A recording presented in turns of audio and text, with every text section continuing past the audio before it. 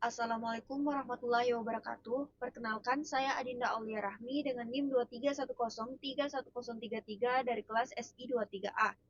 Di sini kita akan membahas tentang konsep supply chain management, bullwhip effect, proses utama dalam SCOR model, serta studi kasus mengenai supply chain management. Sebelum masuk ke materi, kita harus tahu apa itu supply chain management.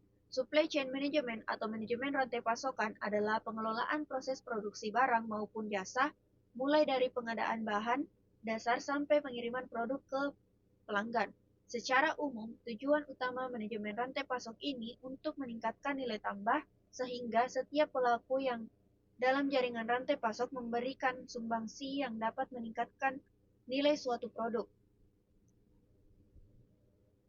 Selanjutnya, ada konsep supply chain management. Yang pertama, perencanaan atau planning. Perencanaan adalah langkah pertama dalam SCM yang melibatkan seluruh proses untuk menentukan kebutuhan bahan dan produk serta mengembangkan strategi untuk memenuhinya. Yang kedua, ada pengadaan atau sourcing. Tahap ini melibatkan memilih pemasok yang tepat dan mendapatkan semua bahan mentah dan komponen yang diperlukan untuk produksi. Pada tahap ini, perusahaan menilai pemasok berdasarkan kualitas, harga, dan keandalan pengiriman mereka. Yang ketiga ada produksi atau manufacturing. Produksi adalah tahap di mana bahan mentah diolah menjadi barang jadi yang siap dijual kepada konsumen. Produksi mencakup semua tahap dari pengelolaan bahan mentah hingga pengemasan produk terakhir. Yang keempat ada distribusi atau distribution atau logistik. Distribusi adalah proses mengatur transportasi dan penyimpanan produk untuk mengantarkannya dari pabrik ke konsumen atau pengecer. Ini mencakup semua aktivitas mulai dari pengemasan, penyimpanan di gudang, hingga pengantaran ke titik-titik penjualan. Yang kelima ada pengelolaan inventaris, inventory management. Pengelolaan inventaris adalah memastikan bahwa persediaan barang di gudang dan toko selalu pada tingkat optimal untuk memenuhi permintaan konsumen tanpa menyebabkan kelebihan atau kekurangan stok. Ini melibatkan penggunaan sistem manajemen inventaris untuk melacak jumlah barang dan memesan ulang jika persediaan menipis. Yang keenam, ada pengembalian atau return. Pengembalian melibatkan proses menangani barang yang dikembalikan oleh pelanggan. Ini mencakup penilaian kondisi barang yang dikembalikan, memproses pengembalian dana atau penggantian barang, serta mengelola logistik terbaik untuk barang yang rusak atau tidak sesuai. Selanjutnya, bullwhip effect adalah fenomena di mana fluktuasi kecil dalam permintaan konsumen di ujung rantai pasokan dapat menyebabkan fluktuasi yang lebih besar dalam permintaan untuk bahan baku dan produk di tingkat awal rantai pasokan. Pentingnya mengukur bullwhip effect. Dengan mengukur tingkat bullwhip effect, perusahaan dapat mengidentifikasi area yang paling rentan terhadap gangguan dan pengembangan strategi mitigasi yang lebih efektif. Selanjutnya, ada dampak bullwhip effect terhadap rantai pasokan. Yang pertama, peningkatan inventaris. Permintaan yang fluktuasi menyebabkan perusahaan menumpuk inventaris lebih banyak sebagai buffer untuk ketidakpastian. Yang kedua, biaya logistik. Inventaris yang berlebihan meningkatkan biaya penyimpanan transportasi dan pengelolaan. Yang ketiga, ada penundaan pengiriman. Kekurangan inventaris akibat fluktuasi permintaan dapat menyebabkan penundaan pengiriman ke pelanggan. Terakhir, kehilangan keuntungan. Penundaan pengiriman dan ketidakpuasan pelanggan dapat menyebabkan kehilangan keuntungan. Adapun penyebab utama bullwhip effect. Yang pertama, efek penundaan informasi. Penundaan dalam pengiriman informasi tentang permintaan pelanggan dapat memperburuk fluktuasi permintaan di sepanjang rantai pasokan. Misalnya, jika retailer baru mengetahui permintaan yang tinggi setelah beberapa hari, mereka mungkin memesan lebih banyak barang dari distributor, yang pada gilirannya akan memesan lebih banyak barang dari produsen. Hal ini menyebabkan efek bola salju yang memperkuat fluktuasi. Yang kedua, ada efek peramalan permintaan yang buruk. Peramalan permintaan yang tidak akurat dapat menyebabkan ketidaksesuaian antara permintaan dan pasokan. Jika peramalan terlalu optimis, perusahaan mungkin memiliki persediaan yang berlebihan. Sebaliknya, jika peramalan terlalu pesimis, perusahaan mungkin mengalami kekurangan stok dan kehilangan penjualan. Yang ketiga, efek pemesanan dalam jumlah besar. Perusahaan seringkali melakukan pemesanan dalam jumlah besar untuk mengurangi biaya pengiriman dan mendapatkan diskon. Namun, strategi ini dapat menyebabkan penumpukan persediaan dan memperkuat fluktuasi permintaan. Dan yang terakhir, efek harga dan promosi. Promosi dan perubahan harga dapat menyebabkan fluktuasi permintaan yang tidak terduga. Misalnya, diskon besar dapat menyebabkan lonjakan permintaan, sementara kenaikan harga dapat menyebabkan penurunan permintaan. Selanjutnya, strategi mengurangi bullwhip effect. Yang pertama, meningkatkan kolaborasi. Peningkatan komunikasi dan berbagi informasi antara anggota rantai pasok dapat membantu mengurangi ketidakpastian. Yang kedua, memperbaiki peramalan. Teknik peramalan strategi mengurangi bullwhip effect. 1. Meningkatkan kolaborasi. Peningkatan komunikasi dan berbagi informasi antara anggota rantai pasok dapat membantu mengurangi ketidakpastian. Kedua, memperbaiki peramalan. Teknik peramalan yang lebih akurat dan canggih dapat membantu mengurangi fluktuasi permintaan. Yang ketiga, mengurangi ukuran pemesanan. Pemesanan dalam jumlah yang lebih kecil dan lebih sering dapat membantu mengurangi variabilitas permintaan. Yang terakhir, manajemen harga dan promosi.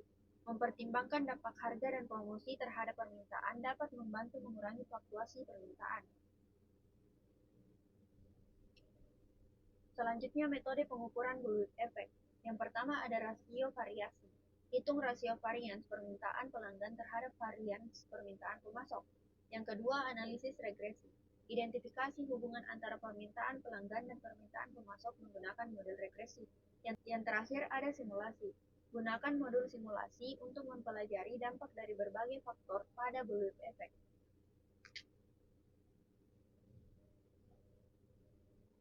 Selanjutnya, contoh bullwhip effect. Fashion Now, sebuah pengecer pakaian, menjalankan promosi besar untuk meningkatkan penjualan kaos dan jaket musim dingin dengan diskon besar. Hal ini menyebabkan lonjakan permintaan di toko retail.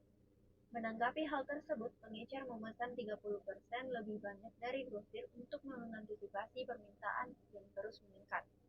Melihat pesanan besar dari pengecer, grosir kemudian meningkatkan pemesanan 60% lebih banyak ke distributor utama. Khawatir stok habis. Distributor utama mengantisipasi permintaan yang terus tinggi memesan 100% lebih banyak barang ke pabrik, yang akhirnya merespons dengan peningkatan produksi sebesar 150% untuk memenuhi pesanan besar tersebut. Masalah yang terjadi setelah promosi berakhir, permintaan konsumen kembali normal. Namun, karena reaksi berlebihan di setiap tingkat rantai pasokan, terjadi overstocking. Yang pertama, pengecer memiliki stok berlebih yang harus dijual dengan diskon. Yang kedua, grosir dan distributor memiliki banyak stok yang tidak terjual. Yang ketiga, pabrik mengalami overproduction dan harus menghentikan beberapa lini produksi. Penyebab bullwhip effect.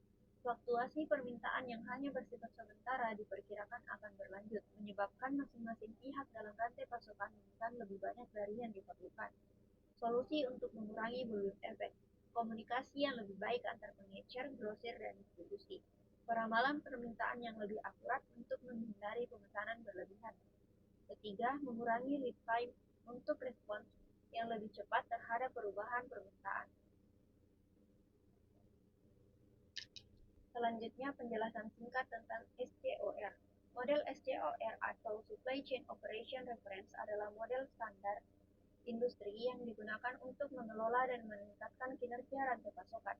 Model ini mendefinisikan proses rantai pasokan utama, atribut, kinerja, dan metrik yang digunakan untuk mengukur keberhasilan dan efisiensi rantai pasokan. Tujuan utama model SCOR adalah untuk membantu perusahaan dalam 1. Membandingkan kinerja rantai pasokan dengan perusahaan lain. 2. Mengidentifikasi area perbaikan dan peluang untuk meningkatkan efisiensi.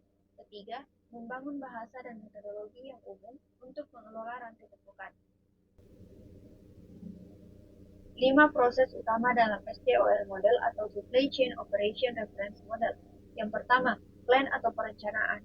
Plan melibatkan aktivitas yang dibutuhkan untuk merencanakan kegiatan rantai pasokan secara keseluruhan, yang mencakup 1. Peramalan permintaan, meramalkan jumlah produk yang akan dibutuhkan oleh pasar. Kedua, perencanaan kapasitas, menentukan kapasitas Yang kedua, perencanaan kapasitas. Menentukan kapasitas produksi yang sesuai dengan permintaan.